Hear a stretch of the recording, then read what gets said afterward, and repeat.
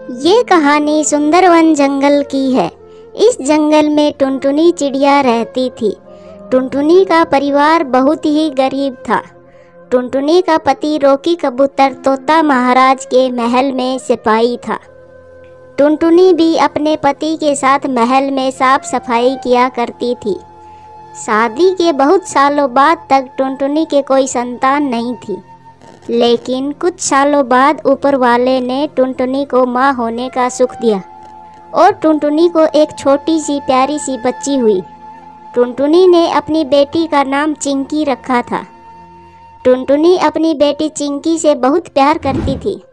जितना हो सके टुनटुनी चिंकी की हर ख्वाहिश पूरी करती थी। चिंकी के पिताजी भी चिंकी को बहुत प्यार करते थे। चिंकी अब 1 साल की होने वाली थी और टुनटुनी अपने बेटी का जन्मदिन बहुत ही धूमधाम से मनाना चाहती थी। एक दिन चिंकी अपने दोस्तों के साथ बाहर खेलने गई थी और आज तो छुट्टी का दिन है। रोकी कबूतर भी घर पर ही था। टुनटुनी रसोई में खाना बना रही थी। सुनिए जी। हाँ बोलो टुनटुनी, क्या बात है? जी, हमारी बेटी चिंकी अब 1 साल की होने वाली है। मुझे मेरी बेटी का जन्मदिन बहुत ही धूमधाम से मनाना है। उसके लिए हमें अभी से तैयारी करनी पड़ेगी। आप राजा के महल में जाकर मुनीम जी से कुछ पैसे एडवांस ले लीजिए। मुझे जंगल के सभी पशु पक्षियों को चिंकी के जन्मदिन पर बुलाना है। मैं भी मीनू मौसी के पास जाकर आती हूँ। पिछले साल मैंने 1 साल तक उसके घर पर काम किया था। उसके पैसे उन्होंने अभी तक नहीं दिए हैं। ठीक है टुनटुनी, तुम जाकर आओ मीनू मौसी के घर। मैं भी मुनीम जी के घर जाकर आता हूँ। रोकी कबूतर उड़ते उड़ते मुनीम जी के घर के पास जाता है। मालिक, ओ मालिक, दरवाजा खोलिए, मैं हूँ रोकी। मुनीम जी की पत्नी दरवाजा खोल देती है। अरे रोकी, इतनी सुबह सुबह क्या काम हो गया? सप्ताह में 1 छुट्टी मिलती है इन्हें, वो भी आराम से नहीं बिताने देते। दिन रात उस राजा की सेवा में ही लगे रहते हैं। वो ऐसे बोल ही रहे थे, तभी वहाँ मुनीम जी आ जाते हैं। अरे रोकी, तुम बाहर क्यों खड़े हो? अंदर आ जाओ, बताओ क्या काम है? मालिक, मेरी बेटी का पहला जन्मदिन आने वाला है और मुझे कुछ पैसों की जरूरत है, इसीलिए मैं आपसे बात करने आया था। ठीक है, पर वो सब बाद में। पहले तुम एक काम करो, ये अनाज की बोरियां इधर उधर पड़ी हैं, इन सब को एक जगह रख दो। जी मालिक, अभी रख देता हूँ। फिर रोकी सभी अनाज की बोरियों को एक एक करके एक कोने में रख देता है। मालिक, मैंने सभी बोरियों को एक जगह रख दिया है। अब आप मेरी बात भी सुन लीजिए। हाँ, अब बताओ क्या कह रहे थे? जी मालिक, मुझे कुछ पैसों की ज़रूरत है। मुझे थोड़े पैसे एडवांस में मिल सकते हैं? मेरी बेटी का जन्मदिन आने वाला है। पैसे और एडवांस? तुम्हारा दिमाग तो खराब नहीं हो गया है?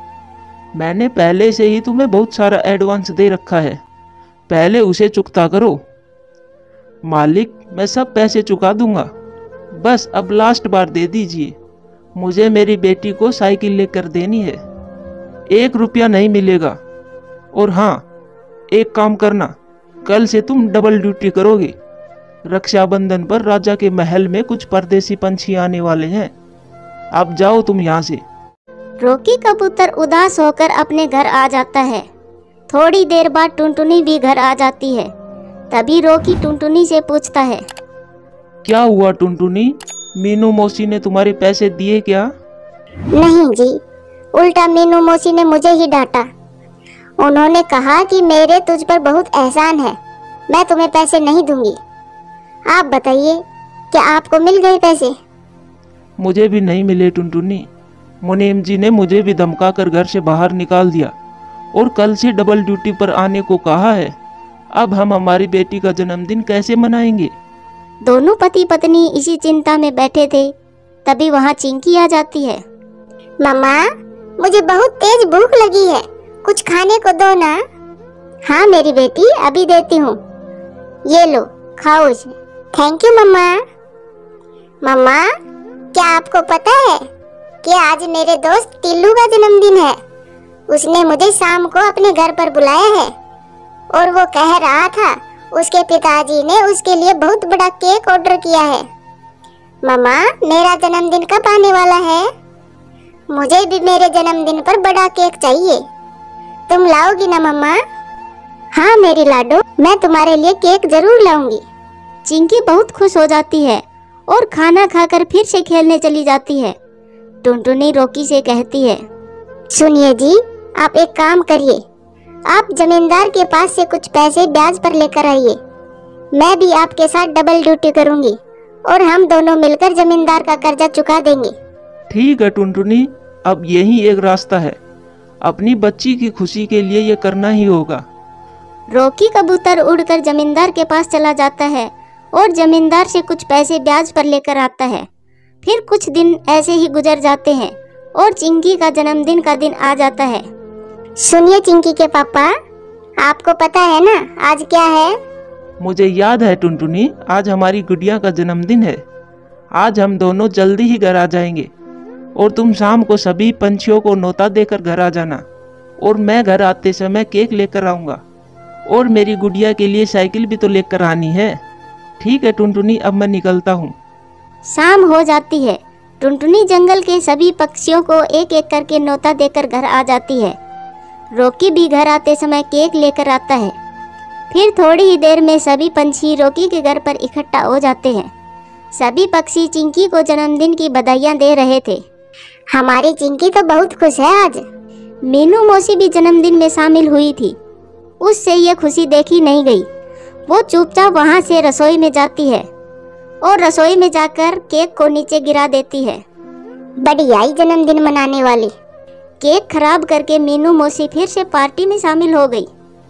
फिर जैसे ही टुनटुनी केक लाने किचन में गई तो देखा सारा केक तो जमीन पर गिरा पड़ा था। तभी वहाँ लाडो चिड़िया भी आ जाती है। अरे टुनटुनी बहन, ये क्या हुआ?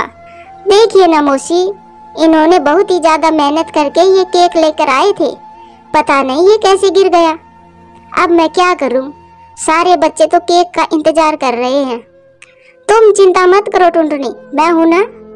मैं जैसी कहती हूँ तुम वैसा ही करो। क्या घर में केक बनाने की सामग्री है? हाँ मौसी, घर में सारा सामान है। ठीक है, तो अब मैं जैसा बोलती हूँ तुम वैसा ही करो। लाडो मौसी ने जैसे जैसे कहा टुनटुनी ने वैसा ही किया और देखते ही देखते टुनटुनी चिड़िया ने बहुत ही सुंदर केक बना लिया। आपको बहुत बहुत धन्यवाद मौसी। अगर आज आप यहाँ नहीं होती तो न जाने क्या होता। सभी पंछियों के सामने मेरी इंसल्ट हो जाती। कोई बात नहीं टुनटुनी, चलो अब बाहर, सारे बच्चे इंतजार कर रहे हैं केक का। टुनटुनी चिड़िया केक को लेकर पार्टी में शामिल हो जाती है। फिर सारे मिलकर चिंकी का जन्मदिन बहुत ही धूमधाम से मनाते हैं। प्यारे दोस्तों, कहानी कैसी लगी कमेंट्स करके जरूर बताना। दूर किसी जंगल में टुनटुनी चिड़िया रहती थी। टुनटुनी चिड़िया इन दिनों चील के घर पर काम करती थी। वो सब काम बहुत अच्छे से करती थी, लेकिन अब कुछ दिनों से उसकी तबीयत ठीक नहीं रहती थी, इसीलिए वो काम भी ठीक से नहीं कर पा रही थी। टुनटुनी, मैं कुछ दिनों से तुम्हें देख रही हूँ, तुम काम दिल से नहीं कर रही हो। बर्तन भी तुम ठीक से नहीं धोए थे, उन पर ऐसे दाग धब्बों का निशान है और घर में भी सब जगह पर धूल मिट्टी जमी हुई है। आखिर बात क्या है? क्या मैं तुम्हें काम की सैलरी नहीं देती जो तुम इतना गंदा काम कर रही हो? मालकिन जी, कुछ दिनों से मेरी तबीयत ठीक नहीं है, मुझे हर समय चक्कर आते रहते हैं, लगता है मुझे थोड़ी कमजोरी है। लेकिन मालकिन जी आप परेशान ना होएं, मैं ठीक हो जाऊंगी। टुनटुनी, मैं अभी डॉक्टर रॉकी कबूतर को बुलाती हूँ, वो तुम्हें चेक करके बताएगा कि आखिर बीमारी क्या है। मालकिन जी आप डॉक्टर को रहने दे, मैं खुद ही कुछ दिनों में ठीक हो जाऊंगी, आप खामखा परेशान हो रही हो। लेकिन चील फिर भी डॉक्टर लेती है। टुनटुनी मौसी, आप यहाँ कैसे? और आप तो बहुत कमजोर लग रही हो। डॉक्टर जी, आप इन्हें कैसे जानते हो? ये तो मेरी नौकरानी है। मौसी, आखिर क्या बात है जो आप नौकरानी बन के काम कर रही हो? आप तो अच्छी खासी अमीर थी, फिर क्या हुआ? और आपके बच्चे कहाँ हैं? बच्चों का सुनकर टुनटुनी चिड़िया रोने लग जाती है। बच्चे? मेरे कोई बच्चे नहीं थे और ना ही इस पूरी दुनिया में मेरा कोई है। मौसी, आप मुझे सच सच बताएं, आखिर आपके साथ क्या हुआ है? आपको मेरी कसम। बेटा तुम मुझे अपनी कसम ना दो, मैं तुम्हें बताती हूँ। आज से कुछ समय पहले जब तुम्हारे अंकल को मरे हुए कुछ दिन बीते थे तो मेरे दोनों बच्चे मेरे पास आते हैं। माँ, आज हम एक जरूरी काम से आए हैं। ये कागजात है, इन पर साइन कर दो। बेटा, ये क्या है और ये किस चीज के कागज हैं? माँ, ये पापा के इस घर के कागज है। हम पापा के इस घर को बेचना चाहते हैं। आखिर क्या करेंगे अब इतने बड़े घर का? बेटा, भगवान के लिए ऐसी बातें दोबारा ना करना। इस घर में मेरी व तेरे पापा की बहुत सारी यादें हैं और तुम दोनों का बचपन भी गुजरा है यहाँ। और हाँ, तुम्हारे पापा ने बहुत मेहनत से बनाया था इसे। माँ, मेरे पति को कारोबार में बहुत नुकसान हुआ है और हम इस घर को बेचकर जो मेरे हिस्से के पैसे मिलेंगे उन पैसों को मेरे पति अपने कारोबार में लगाएगा। और अगर इस मौके पर पापा का घर हमारे काम नहीं आएगा तो फिर कब आएगा? माँ, मुझे भी अपने बच्चों को पढ़ाने के लिए दूसरे देश भेजना है। मुझे भी पैसों की बहुत जरूरत है। बेटा, तुम दोनों ने अपनी अपनी बात रख दी, लेकिन ये सोचा मैं कहाँ रहूंगी अगर ये घर बेच दिया तो? माँ, हमने तुम्हारा बंदोबस्त कर दिया है। हमने तुम्हारे लिए एक छोटा सा घर खरीद लिया है। अब तुम उस घर में ही रहोगी। माँ, अब जल्दी से साइन कर दो, हमारे बच्चे हमारा इंतजार कर रहे होंगे। रोकी बेटा, फिर मैंने अपने दिल पर पत्थर रखकर उन कागजात पर साइन कर दिए और मेरे बच्चों ने पीछे मुड़कर एक बार भी नहीं देखा और वो दोनों चले गए। उस एक कमरे के घर में मेरा दम घुटता था और अपने पुराने दिनों को याद करके और ज्यादा परेशान होती थी।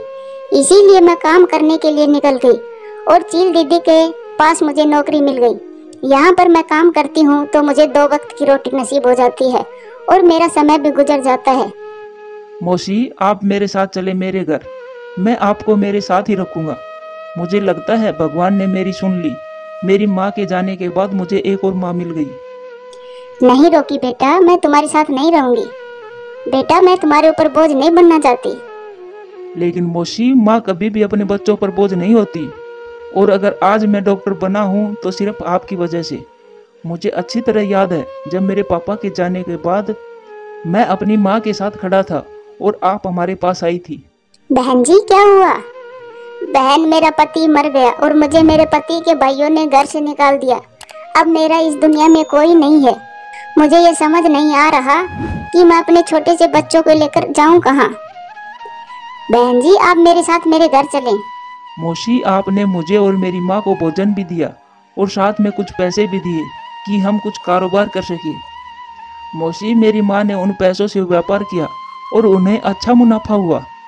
मौसी, आपकी वजह से मैं डॉक्टर बन पाया हूँ।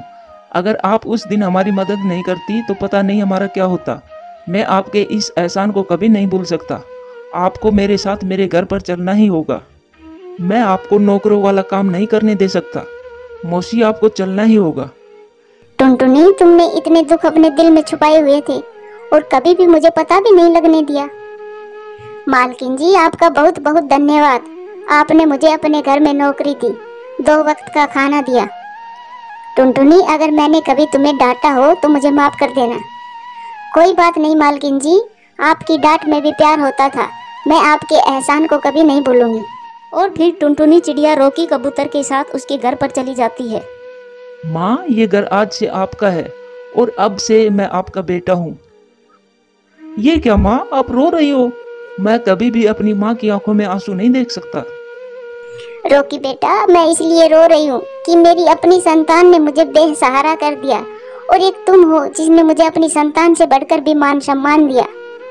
माँ, आपके आ जाने से यह घर घर लग रहा है। मैं बहुत खुश हूँ। अगर भगवान ने मेरी एक माँ ले ली तो बदले में मुझे दूसरी माँ दे दी।